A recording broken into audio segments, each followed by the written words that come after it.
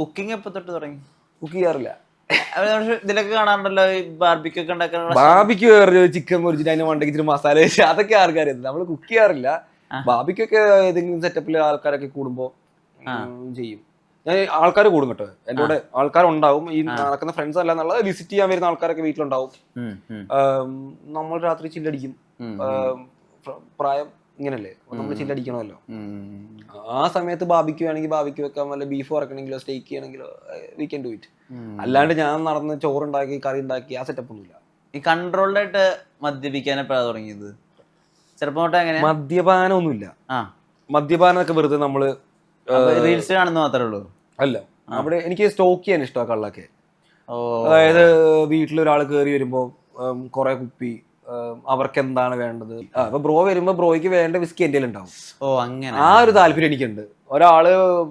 നമ്മളൊരാൾ വരുമ്പോ അത് നമ്മളൊരാളെ മര്യാദക്ക് ട്രീറ്റ് ചെയ്യണം എന്നൊരു സ്കീമുണ്ട്. ഇപ്പൊ കള്ളായാലും ഫുഡായാലും എന്തായാലും അത് ഞാൻ ചെയ്യും.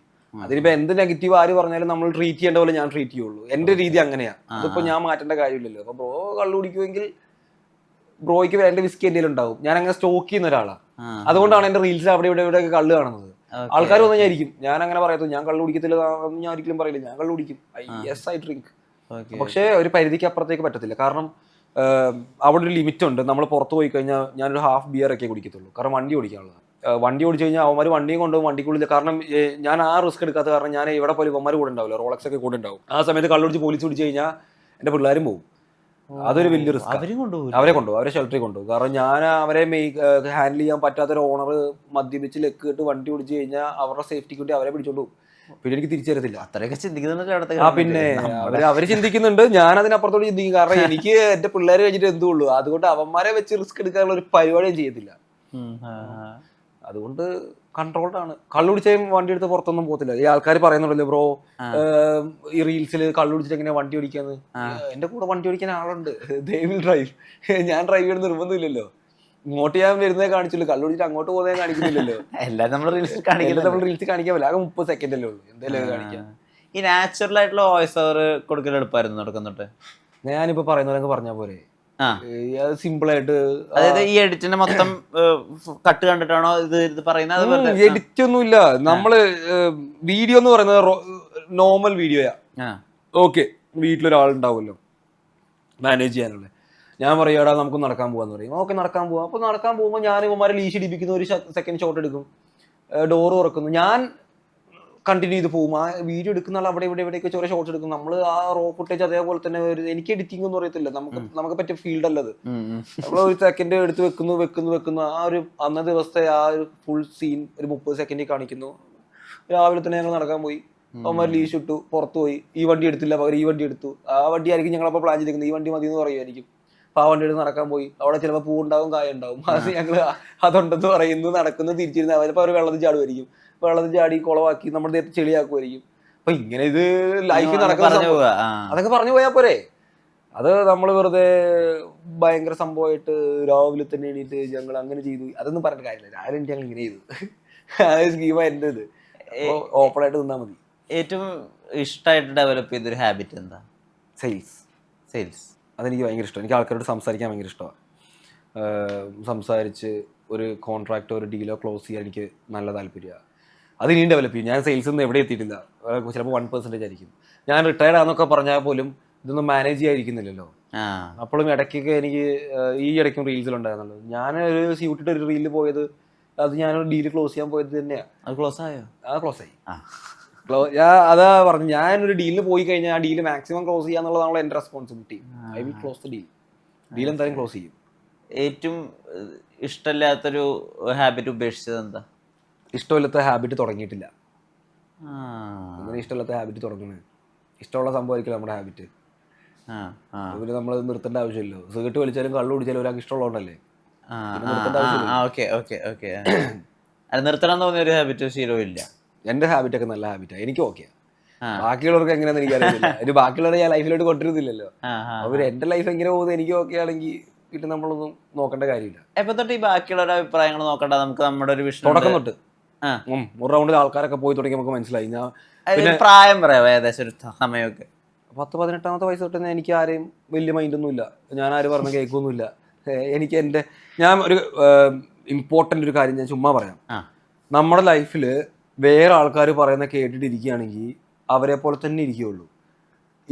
നമ്മളോടിപ്പോൾ ബ്രോയോട് ഞാൻ പറയും, ബ്രോ ഇവിടെ ഇരുന്ന് ഇന്റർവ്യൂ ചെയ്ത് ശരിയാവില്ല എന്ന് ഞാൻ പറഞ്ഞു കഴിഞ്ഞാൽ ഞാൻ എവിടിക്കുന്നു ബ്രോ ഒടിക്കും ചിന്തിക്കണം ആദ്യം. ഞാൻ ചിലപ്പോൾ കുപ്പത്തൊട്ടി കിടക്കുകയായിരിക്കും. എടാ അത് വേണ്ടാന്ന് പറഞ്ഞു കഴിഞ്ഞാൽ നമ്മുടെ ആളുടെ ഓപ്പർച്യൂണിറ്റി കളയുന്ന ബ്രോ എന്തെങ്കിലും ഞാൻ പറഞ്ഞ കേൾക്കണം. അതിൻ്റെ ആവശ്യമില്ലല്ലോ. ബ്രോയ്ക്ക് തോന്നുന്ന കാര്യം ബ്രോ ചെയ്യുക, അതാണ് ബ്രോയുടെ മൈൻഡ് സെറ്റ്.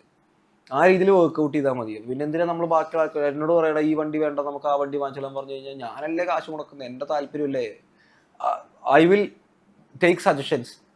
കോൾ എൻ്റെയാ, ഡിസിഷൻ എൻ്റെയാ. വേണോ വേണ്ടയോ സജഷൻ പറഞ്ഞു, ബ്രോ എത്ര വേണം പറഞ്ഞു, കേൾക്കണോ വേണ്ടെന്ന് ഞാനല്ലേ തീരുമാനിക്കുന്നത്. ആർക്കെന്തും പറയാം. എൻ്റെ ലൈഫിൽ അതുകൊണ്ട് അധികാരം പറയാറില്ല. ഈവൻ അപ്പനും അമ്മയും എൻ്റെ അടുത്ത് നല്ല റെസ്പെക്ട് ചെയ്യാറുണ്ട്. ലൈക്ക് അവരെന്നോട് എടാ നീ അങ്ങനെ ചെയ്യും ഇങ്ങനെ ചെയ്യുന്നു പറയില്ല. അവർക്കറിയാം ഞാൻ അങ്ങനെ ചെയ്തോളും, ഞാൻ ഡെവലപ്പ് ആക്കിക്കോളും എന്ന് അവർക്കറിയാം. ചേട്ടനുണ്ട്, ഈവൻ ചേട്ടനും ഇന്റർഫിയർ ചെയ്യില്ല. നല്ലൊരു അതുകൊണ്ട് എനിക്ക് സമാധാനമുണ്ട്. ഞാൻ എന്ത് ചെയ്യണമെന്ന് വേറെ ആള് പറഞ്ഞു കഴിഞ്ഞാൽ പിന്നെ സമാധാനം പോയില്ലേ. ഈ പേരൻസ് പറയണതൊക്കെ അനുസരിക്കുന്ന ഒരു പയ്യനായിരുന്നു അപ്പൊ ചെറുപ്പത്തില്? അത് അവർക്കൊരു തലവേദനയായിരുന്നു എപ്പോഴെങ്കിലും? രണ്ടാമത്തെ കാര്യം അവർക്ക് മാരക തലവേദനയായിരുന്നു ഞാൻ. അമ്മയപ്പൊക്കെ ഒരുപാട് സ്കൂളിലൊക്കെ വന്നിട്ടുണ്ട് നല്ല നടപ്പിന് സ്കീമില്. പിന്നെ കുറച്ച് കഴിയുമ്പോൾ നമുക്ക് മനസ്സിലാവുമല്ലോ ഇതൊന്നും ഇങ്ങനെ നടന്നത് ശരിയാവത്തില്ല.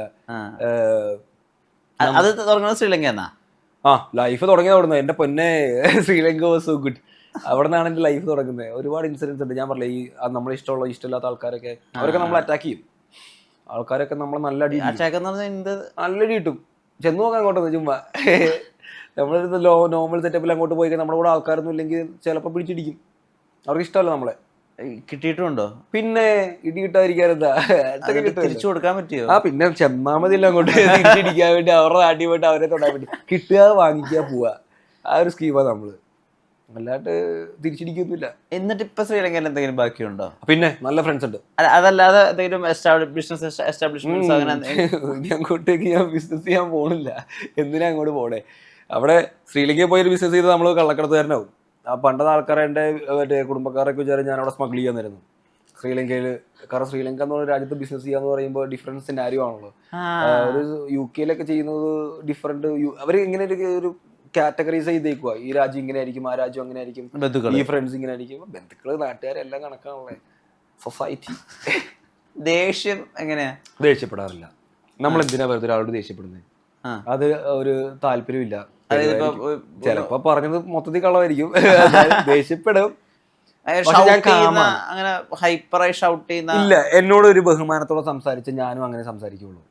എന്ത് വലിയ പ്രശ്നമായാലും എന്ത് വലിയ പ്രശ്നമാണെങ്കിലും നമ്മൾ ഒച്ച വെച്ചിട്ട് കാര്യമില്ല.